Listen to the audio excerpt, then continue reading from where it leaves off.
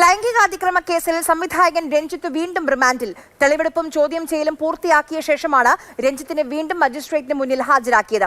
S Ragan വിവരങ്ങളുമായി നമുക്കൊപ്പം ചേരുന്നു. രാഗൻ, ആരോഗ്യ പ്രശ്നങ്ങളുണ്ട് എന്ന് ചൂണ്ടിക്കാണിച്ചിരുന്നു. അതുമായി ബന്ധപ്പെട്ടാണ് ഇപ്പോൾ നേരത്തെ തന്നെ എല്ലാ കാര്യങ്ങളും പൂർത്തിയാക്കിയത് അന്വേഷണ സംഘം. ആര്യ, തീർച്ചയായും. അതായത് നാളെ വരെ പോലീസിന് കസ്റ്റഡി കാലാവധി ഉണ്ടായിരുന്നു. പക്ഷേ ഇന്ന് തന്നെ കോടതിയിൽ ഹാജരാക്കുകയാണ് ചെയ്തത്.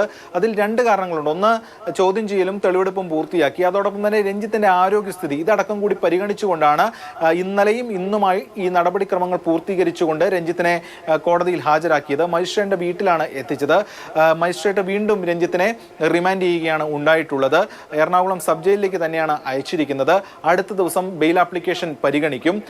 ഈ ദിവസങ്ങൾ, വരും ദിവസങ്ങൾ രഞ്ജിത്തിനെ സംബന്ധിച്ചിടത്തോളം ഏറെ നിർണായകമാണ്. എന്തായാലും പോലീസ് സ്വാഭാവികമായിട്ടും ആ ജാമ്യാപേക്ഷയെ എതിർക്കുകയും ചെയ്യും. അതോടൊപ്പം പ്രതിഭാഗം രഞ്ജിത്തിന് ജാമ്യം ലഭിക്കണമെന്ന ആവശ്യവുമായി ശക്തമായി കോടതിയിൽ വാദിക്കുകയും ഉണ്ടാകും.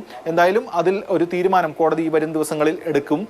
ഇതോടൊപ്പം ഈ കേസുമായി ബന്ധപ്പെട്ട് സുപ്രധാനമായിട്ടുള്ള തെളിവെടുപ്പ് ഉൾപ്പെടെയുള്ള കാര്യങ്ങൾ പൂർത്തിയാക്കി. ഫോർട്ട് കൊച്ചിയിൽ എത്തിച്ചു. അതോടൊപ്പം തന്നെ കാരവാനിലടക്കം എത്തിച്ചു. സിനിമയുടെ ലൊക്കേഷൻ, അതോടൊപ്പം തന്നെ കാരവാൻ, ഈ രണ്ട് സ്ഥലങ്ങളിലും എത്തിച്ചാണ് രഞ്ജിത്തിന്റെ തെളിവെടുപ്പ് പൂർത്തിയാക്കിയിട്ടുള്ളത്. അതോടൊപ്പം അനുബന്ധ തെളിവുകളും ഈ കേസുമായി ബന്ധപ്പെട്ട് കൂടുതൽ ശേഖരിക്കാനുള്ള നീക്കം പോലീസ് നടത്തിക്കൊണ്ടിരിക്കുന്നു.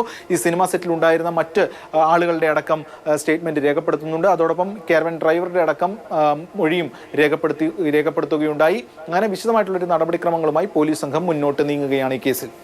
ശരി.